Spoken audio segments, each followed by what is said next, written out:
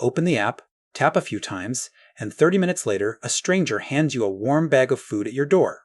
It feels like magic, and you probably assume that a company doing this millions of times a day, charging you a delivery fee, a service fee, and taking a cut from the restaurant, must be swimming in profit. Here is the strange truth. For most of its life, DoorDash lost money, enormous amounts of money. On many individual orders, by the time everyone gets paid, the company barely breaks even or loses a little. So how does a business that can lose money on the very thing it does, delivering your food, turn into a company worth tens of billions of dollars? Today we are breaking down exactly how DoorDash makes money, drawn simply, no hype, and no jargon. If you like understanding money without the hype or the jargon, subscribe. That is exactly what I make here. And stick around, because the way DoorDash actually makes its profit is almost never the delivery fee you see. The real money is hiding in two places most people never think about, and one of them is quietly changing what you order without you noticing. Let us start with the thing that makes this business so hard in the first place. DoorDash is not really a food company. It is a marketplace with 3 different sides, and it has to keep all 3 happy at once.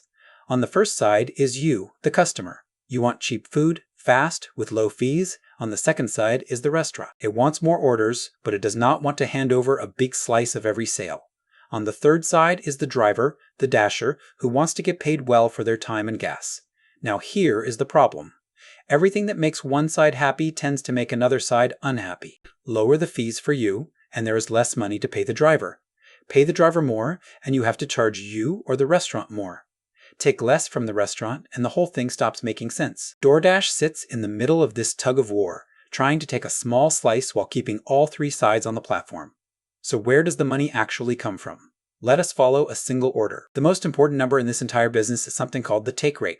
When you order, say, $30 of food, DoorDash collects money from a few different places, and what it keeps out of the total is its take. The first and biggest source is the restaurant commission. When a restaurant signs up to be on DoorDash, it agrees to pay a commission on every order that comes through the app. This can range widely, but it is often somewhere around 15 to 30% of the food total. So on your $30 order, the restaurant might be paying several dollars straight to DoorDash just for sending the customer. To the restaurant, this feels enormous. Their own profit margins on food are often thin to begin with, and handing over a quarter of the sale can turn a profitable meal into a barely break-even one. But many restaurants feel they cannot say no, because so many customers now order through these apps that not being on them means losing sales to the place next door that is on them. And notice how the commission is usually structured. DoorDash tends to offer restaurants tiers. A cheaper tier with a lower commission, but you get buried low in the app. A more expensive tier with a higher commission, but you get more visibility and a bigger delivery area. So the restaurant is quietly nudged toward paying more, because paying less means being invisible. The choice looks like a menu of options. In practice, it is a ladder, and every rung up the ladder sends more money to DoorDash. The second source is you. On top of the food price, DoorDash charges you a delivery fee, which changes based on distance and demand. It also charges a service fee, usually a percentage of your order. If your order is small, there is often a small order fee.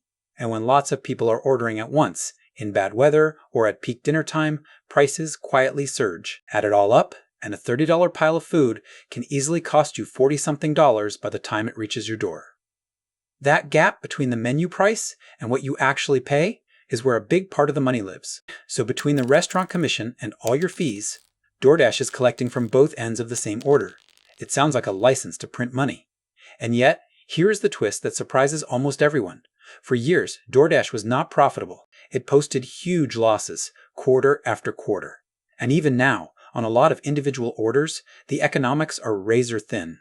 Because there is a third party in this deal who has to get paid, and that party is the single most expensive part of the whole operation. The dasher. Delivering physical food through crowded streets is genuinely hard and expensive. A real human being has to drive to the restaurant, wait for the food, drive it to you, and be paid for their time and their gas. That cost does not shrink with software. It is there on every single order, and it is large. So let us total up a typical order from DoorDash's point of view. It collects the commission from the restaurant and the fees from you. Then out of that pile, it has to pay the dasher for the delivery. On top of that, it has to cover the cost of processing the payment, running the app, customer support when your order is wrong, refunds, marketing to get you to order in the first place, and all the engineers and offices behind the scenes. By the time you subtract all of that, the profit left on a single order can be almost nothing. Sometimes it is negative. This is the paradox at the heart of the business. DoorDash can charge you a lot, charge the restaurant a lot, and still barely make money on the actual delivery. And the driver's pay is such a large cost that, for a while, the company got into serious trouble over how it handled it. There was a period where the way Dasher pay was calculated meant that the tips customers added could quietly reduce what DoorDash itself had to pay the driver. In other words, when you tipped, part of your tip was effectively covering DoorDash's share of the base pay instead of landing entirely on top of it. When people realized what was happening, there was a public backlash, and the company was pushed to change the model so that tips go to the Dasher on top of their pay.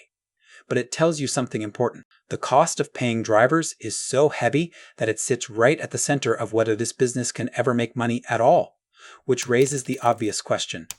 If delivering the food barely makes money, or loses it, how is this company worth so much? The answer is that DoorDash does not really plan to get rich on the delivery fee. The delivery is almost the bait. It is the reason you open the app and keep coming back. The real profit is built on top of all that activity in ways you rarely notice. Let us look at the first hidden profit engine, and it is a big one: advertising. Think about what DoorDash actually is once millions of hungry people are opening it every day. It is a search engine for food. And just like any search engine, the top spots are worth a fortune. Restaurants can now pay DoorDash to show up higher in the list, to appear in a sponsored slot at the top, or to be featured when you search for, say, pizza or burgers. They bid for your attention. So when you scroll and the first few options catch your eye, some of those are there not because they are closest or best, but because they paid to be seen. This is incredibly profitable because it is almost pure margin. DoorDash already has the app, already has the customers, already has the traffic. Selling a better spot in the list costs it almost nothing extra, but restaurants will pay real money for it because being higher up means more orders. Advertising money does not have to pay a driver. It flows in on top of everything else. So every time you open the app and browse, you are walking through a marketplace where the shelf space is being auctioned off in the background. That auction is one of the real money machines. Now let us look at the second hidden engine, and this one is even more clever because it turns you from an occasional customer into a reliable, repeating one. The subscription. DoorDash offers a membership where you pay a flat monthly fee and in return you get lower fees or free delivery over a certain order size. On the surface, this looks like DoorDash giving up money, waiving those delivery fees you were paying before. But look closer at what it actually does. Once you are paying a monthly fee, your brain changes. You have already paid for delivery, so ordering feels almost free at the moment you do it. So you order more often.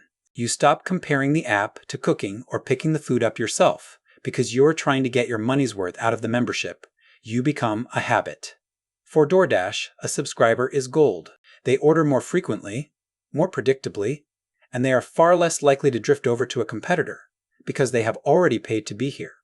That steady, predictable, high-frequency ordering is worth far more than the delivery fees the company gave up. It trades a small, visible fee for a large, invisible increase in how often you use the app.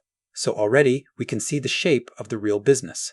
The delivery barely breaks even, but the advertising is nearly pure profit, and the subscription quietly multiplies how often you order.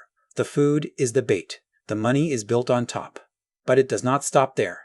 Let us talk about scale. Because scale is the secret weapon of a business like this. Imagine one Dasher in a neighborhood with only a handful of orders per hour. They spend a lot of time driving around empty, waiting for the next ping. That is expensive and slow. Now imagine that same neighborhood with thousands of orders per hour. Suddenly, a Dasher can finish one delivery and immediately pick up another one right next door. Restaurants are clustered. Routes get shorter. Every driver delivers more food per hour. This is called density. And it is everything in delivery. The more orders flowing through an area, the cheaper and faster each individual delivery becomes. So a bigger DoorDash is not just a bigger version of a small one. It is a fundamentally more efficient one. Costs that looked impossible at small scale slowly become manageable at huge scale. This is why these companies fought so hard and burned so much money to become the biggest. It was not vanity. In this business, being the largest actually lowers your costs per order and starves competitors of the density they need to survive. The losses of the early years were, in a sense, the price of buying the scale that makes the whole thing work later. And that scale unlocks yet another quiet money stream. Once DoorDash has built this giant network of drivers and this powerful delivery software, it can rent it out. A large store or a national chain might want to offer its own delivery from its own app or website without building a driver network from scratch. DoorDash can say, "Use ours. We will handle the delivery in the background." This is often called white label delivery, and the customer may never even see the DoorDash name. The company simply earns a fee for powering someone else's deliveries using the network it already built. The logistics engine it created for food becomes a product it can sell to others. And that same engine does not have to stop at restaurants. Once you have thousands of drivers moving around a city, you can deliver almost anything. So DoorDash has pushed into groceries, convenience stores, pharmacies, flowers, and general retail. Every new category runs on the same drivers, the same app, the same map. It is a way to squeeze far more value out of the network that was so expensive to build in the first place. There is another stream that grows directly out of all this data. Once DoorDash can see exactly how much money flows through a restaurant every week, month after month, it knows something a bank would love to know. It knows how much that restaurant can safely borrow and pay back. So DoorDash can offer that restaurant an advance of cash, money up front to buy equipment or expand, and then simply take a slice of future orders until it is repaid. It has turned its view into the restaurant's sales into a small lending business, earning on the money it hands out, all built on information it already collects for free. There is even a quieter benefit hiding in the money itself. Think about gift cards and credits. When someone buys a DoorDash gift card, the company gets the cash immediately, but the food does not get delivered until later, sometimes much later, and some of it is never redeemed at all. Holding large amounts of other people's money before it is spent is a small but real advantage that many big consumer businesses quietly enjoy. So let us step back and look at the whole machine, because once you see it, it is beautifully logical. The delivery itself is the hardest, most expensive part, and it barely makes money. That is not a flaw. That is the hook. It is the reason millions of people open the app every day and build the habit. On top of that river of activity, DoorDash layers the parts that actually print money. Advertising, where restaurants pay for the best spots in the app. Subscriptions, that turn casual users into frequent, loyal ones. Commission tiers, that nudge restaurants up the ladder. Scale and density, that slowly grind down the cost of every delivery. Merchant loans, built on the sales data it already sees. And a logistics network that can be rented out and pushed into groceries and retail far beyond the restaurant it started with. The company loses, or barely wins, on the thing you see, and it makes its real money on the things you do not. So how does DoorDash make money? Not really on your delivery fee. It makes it by turning your hunger into a giant daily marketplace and then selling attention, loyalty, and logistics on top of it. Now, this is not me telling you DoorDash is evil or that you should never use it. It provides something genuinely valuable. It gives small restaurants access to customers they could never reach alone. It gives people flexible work, and it gives you a warm meal on a night you really did not want to cook. It also took real risk and lost real money for years to build all of this. This is just the machine, explained, so you understand what is really happening when you tap that button. And since you now know where the money hides, here are the fair, simple ways to keep more of it in your own pocket, not as financial advice, just as the natural takeaways from everything we just covered. Remember that the fees are highest when demand is highest, so ordering at off-peak times, or a little earlier, often costs less. Remember that a lot of what you see at the top of the app is paid placement, not the best or nearest option, so it is worth scrolling past the sponsored spots. If you order from the same place often, compare the total in the app against ordering directly from the restaurant or picking it up yourself, because that commission and those fees can make a surprising difference. And be honest with yourself about a subscription. It only saves you money if it does not quietly make you order far more than you otherwise would. Do that, and you get the genuine convenience of the service while handing over a lot less of the extra. If you want more of this, the hidden money behind the everyday apps and places all around you, subscribe, because that is exactly what I do here. I break it all down, drawn simply. I will see you in the next one.